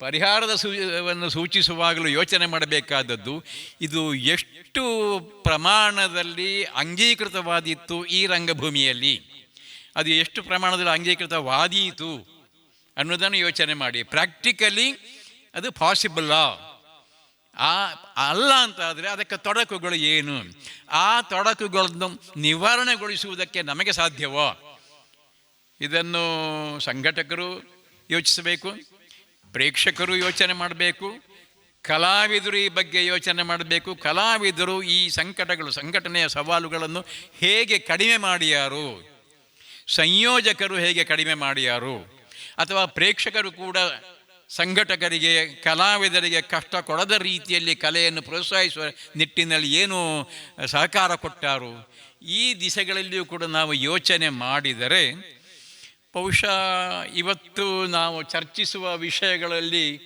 ಬಹುಶಃ ಕೆಲವಾದರೂ ಪ್ರಯೋಗ ಸಾಧ್ಯ ಅಂತ ತೋರಬಹುದೋ ಏನೋ, ಅದು ಚರ್ಚೆ ಆದ ಮೇಲೆ ತಿಳಿಯಬೇಕಾದದ್ದು.